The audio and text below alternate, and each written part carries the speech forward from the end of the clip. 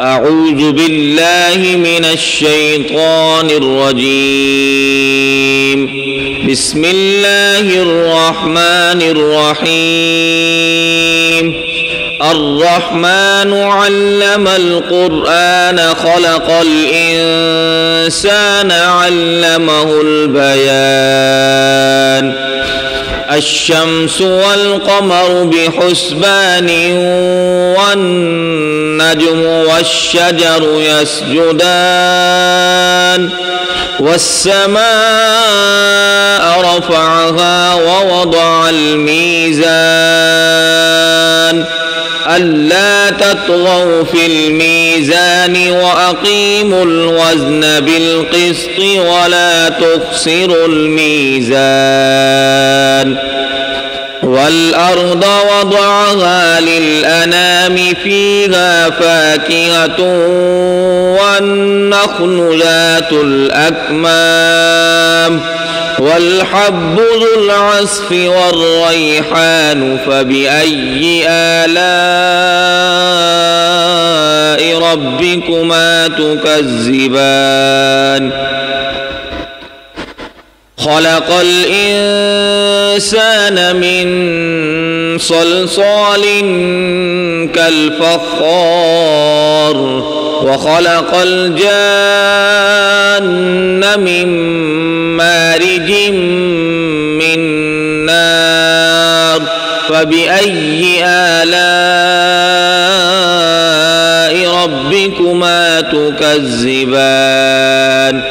رب المشرقين ورب المغربين فبأي آلاء ربكما تكذبان. مرج البحرين يلتقيان بينهما برزخ لا يبغيان فبأي آلاء ربكما تكذبان. يخرج منهما اللؤلؤ والمرجان فبأي آلاء ربكما تكذبان. وله الجوار المنشآت في البحر كالأعلام فبأي آلاء ربكما تكذبان. كل من عليها فان ويبقى وجه ربك ذو الجلال والإكرام فبأي آلاء ربكما تكذبان. يسأله من في السماوات والأرض كل يوم هو في شأن فبأي آلاء ربكما تكذبان. سنفرغ لكم أيها الثقلان فبأي آلاء ربكما تكذبان. يا معشر الجن والإنس إن استطعتم أن تنفذوا من أقطار السماوات والأرض فانفذوا لا تنفذون إلا بسلطان فبأي آلاء ربكما تكذبان. يرسل عليكما شواظ من نار ونحاس فلا تنتصران فبأي آلاء ربكما تكذبان. فإذا انشقت السماء فكانت وردة كالدهان فبأي آلاء ربكما تكذبان. فيومئذ لا يسأل عن ذنبه إنس ولا جان فبأي آلاء ربكما تكذبان يعرف المجرمون بسيماهم فيؤخذ بالنواصي والأقدام فبأي آلاء ربكما تكذبان هذه جهنم التي يكذب بها المجرمون يطوفون بينها وبين حميم آن فبأي آلاء ربكما تكذبان ولمن خاف مقام ربه جنتان فبأي آلاء ربكما تكذبان ذواتا أفنان فبأي آلاء ربكما تكذبان فيهما عينان تجريان فبأي آلاء ربكما تكذبان فيهما من كل فاكهة زوجان فبأي آلاء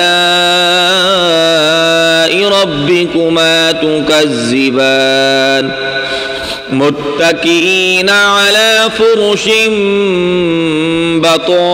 بطائنها من استبرق وجنى الجنتين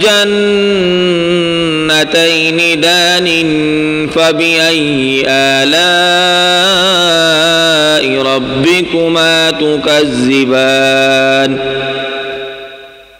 فيهن قاصرات الطرف لم يطمثهن إنس قبلهم ولا جان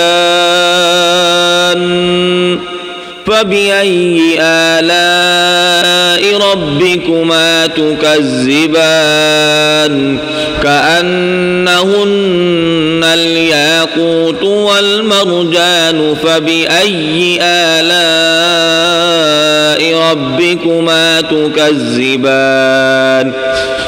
هل جزاء الإحسان إلا الإحسان فبأي آلاء ربكما تكذبان ومن دونهما جنتان فبأي آلاء ربكما تكذبان مدهامتان فبأي آلاء ربكما تكذبان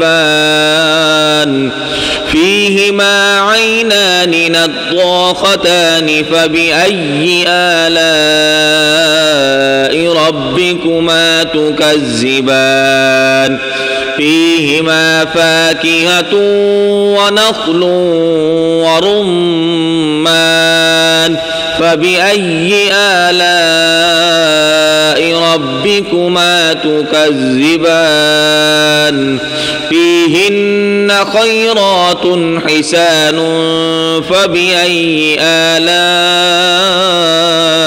ربكما تكذبان حور مقصورات في الخيام فبأي آلاء ربكما تكذبان